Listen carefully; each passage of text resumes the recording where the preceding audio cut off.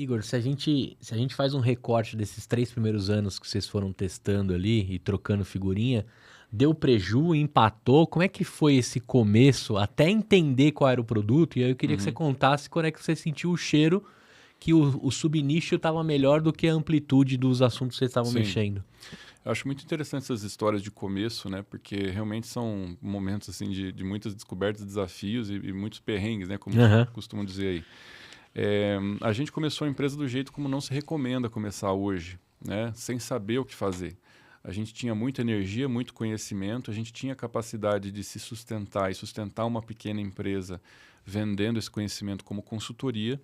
Aliás, essa é uma estratégia que eu conheço várias histórias de empresas que começaram assim. Poxa, eu quero ter uma empresa, eu vou começar vendendo consultoria, aos poucos eu vou encontrar um mercado e eu vou me expor a possibilidades e uma hora eu vou encontrar uma possibilidade que vire um negócio. A gente começou desse jeito. Mas a gente tinha uma lista de cinco produtos, de 5 mercados que, quando a gente estava estudando lá para empreender, a gente levantou, escreveu um plano de negócios e foi construindo. A gente fez bastante coisa bacana. A gente construiu um produto voltado para deficientes visuais, que a gente patenteou, que virou até tese de mestrado de uma pessoa, e que foi muito legal, que basicamente ele faz a substituição sensorial para deficientes visuais. Ele tem uma câmera portátil e você tem um produto na palma da sua mão cheio de pontinhos Aham. vibratórios e a gente desenha a imagem capturada pela câmera ali em tempo real na mão da pessoa. E tridimensionalmente Não, é aplicada? bidimensional, mas a gente pega todos Bidimensional. os contornos da imagem, do vídeo que está sendo captado, né, por aquela câmera, e a gente faz um processamento nessa imagem, extrai os contornos e depois a gente aciona eletronicamente vários pontinhos vibratórios, vários senoidezinhos ali para ficar vibrando um ponto. E aí quando a pessoa tá olhando assim as coisas, por exemplo, se eu estou olhando para você, eu vejo um contorno, né, teu, e o movimento assim, a tua silhueta vai ser desenhada na minha mão. Entendi. Não sei E a se a gente fez. minha caberia na sua mão, mas.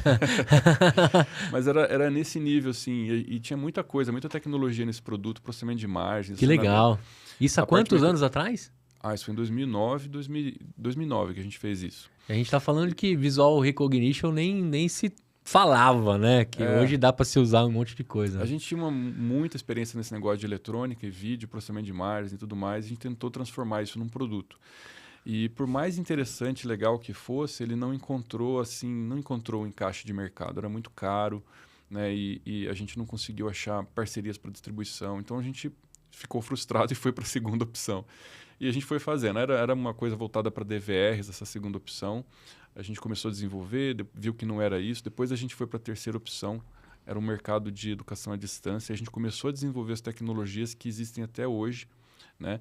Então, às vezes você tenta um mercado usando uma tecnologia, aquele mercado não dá certo, mas você aproveita ele na tua próxima tentativa, no nosso caso foi assim, e aí você não parte do zero, né? No nosso caso foi isso. Essa terceira opção que a gente começou a desenvolver era um equipamento para...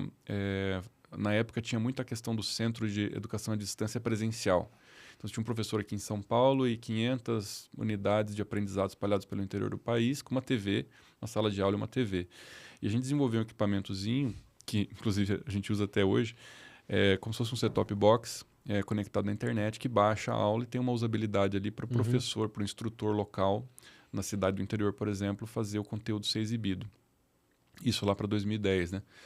E isso aí a gente conseguiu alguns clientes, a gente conseguiu um primeiro faturamento que permitiu a gente fazer o primeiro lote de fabricação desse equipamento, um pouco maior, etc. Mas também a gente viu que não era aquilo que ia fazer a empresa parar em pé. Aí a gente começou a aproveitar a quarta tentativa, a gente já utilizou a mesma tecnologia para tentar ser a empresa que ia ajudar a fazer fundar o Netflix brasileiro. Tinha Aham. algumas empresas no Brasil que estavam investindo para comprar conteúdo e tentar replicar o modelo de negócio da Netflix no Brasil. Só que naquela época não existia Smart TV que você, com controle remoto, acessa a aplicação e sai usando. Então tinha necessidade de uma caixinha, como se fosse um receptor de TV a cabo, mas que desse conexão à internet e a pessoa, o usuário, a pessoa que está lá na sala de estar, pegasse um controle remoto e selecionasse que filme quer ver. E A era gente uma grande telefonia que tava por trás disso, ou não? tem as grandes que tentaram. A gente foi o fornecedor do hardware de 2 empresas, startups, que tiveram Aham. investimentos nisso, que foram feitos lançamentos, que compraram títulos de filmes para alugar. E foram coisas sérias assim, que aconteceram em 2010 também, né? E a gente era a caixinha deles. Nos Estados Unidos tinha um produtinho que foi o que catapultou o Netflix no começo, que era uma caixinha chamada Roku, R-O-K-U. E a gente fez isso no Brasil. E aí essas empresas lançaram os seus produtos, mas por conta de restrições do próprio mercado, do custo para você adquirir filmes, catálogo de filmes, e o próprio mercado que não estava muito pronto ainda... Era meio parecido com o esquema do videokê, não é? Que você comprava o cartucho de músicas para poder reproduzir dentro de um aparelho, assim, né? Não, era online mesmo. Era online? O equipamento acessava a internet, eles tinham servidores de streaming, né? Que já existia naquela época, claro. E eles compravam os títulos, colocavam os títulos... Quando eu falo títulos, filmes mesmo, de alguns estúdios ali. E colocaram para vender a assinatura disso. Exatamente igual a Netflix hoje. Eles tentaram ser os pioneiros nisso, mas o mercado não estava pronto. Depois de alguns anos, o Netflix entrou no Brasil. E a nossa internet também, em 2010, ainda não era nada muito... Não era muito acessível também, né? Então, essa foi a quarta tentativa. E aí a gente foi percebendo que, poxa, isso também não deu. E a quinta tentativa, que foi que estava tudo no nosso plano de negócio, estava tudo escrito lá. Foi uma coisa até, poxa, como tem força você escrever as coisas, né? Aliás, bom, se a gente está num podcast para empreendedorismo, uma das dicas que eu dou é escreva seus planos, né? A probabilidade aumenta.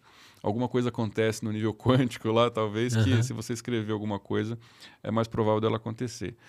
A quinta tentativa era justamente a questão do digital signage, que era comunicação visual por telas, por painéis de LED, por telas, etc. E a gente coincidiu que a gente estava terminando essa quarta, digamos assim, que eu chamo dessa quarta tentativa, como a gente, para poder fazer essa terceira e essa quarta tentativa de promover o nosso produto, que é essa caixinha, esse hardware aí, esse set-top box, tinha saído publicações em mídia, né? A gente estava numa incubadora que tinha uma assessoria de imprensa própria, que inclusive hoje é a empresa chamada Dialeto, lá de Florianópolis, é bem famosa. Eles estavam no incubador e eles geraram algumas press releases para a gente. Isso acabou gerando demanda de clientes desse mercado de digital signage, que ligavam, perguntavam. No começo a gente falava, tá, mas a gente nem queria, né? Porque já recebia muito contato, mas não é isso que a gente faz, etc. Só que um dia a gente estava refletindo sobre isso e falou, pô, peraí, vamos testar se isso aqui tem alguma coisa, né? Porque eles estão entrando em contato, a gente está dizendo que não atende, porque é só um hardware, sendo que eles precisavam de mais do que isso. Eles precisavam de uma solução, de um SaaS associado. Aí a gente fez um teste de mercado, colocamos uma verbinha lá em AdWords do Google, que naquela época já era uma potência, né? Já era uma potência, né? Em 2011 ali, comecinho de 2011. A gente colocou, viu que, poxa, gerou demanda. Então, quer saber, vamos implementar essa última... A gente implementou lá um modelo e em 3 meses a gente criou a primeira versão do SaaS, do Software as a Service, que o meu cliente acessava para poder gerenciar o conteúdo que ele vai exibir nessas telas através do meu hardware, através dessa caixinha que a gente desenvolveu, essa eletrônica, né? E aí o modelo de negócio era recorrência. Então, a barreira de entrada é mais baixa, você não precisa comprar um equipamento, a gente colocou o equipamento em comodato e ele pagava uma assinatura para cada tela que ele quisesse ter. Então o começo foi esse e a gente foi vendo que mais clientes iam entrando, mais clientes iam assinando. A gente está falando de uma época que Smart TV não estava nos planos ainda tecnológicos e nem o Chromecast, por exemplo. A gente estava falando de um momento ali muito ainda satélite, né?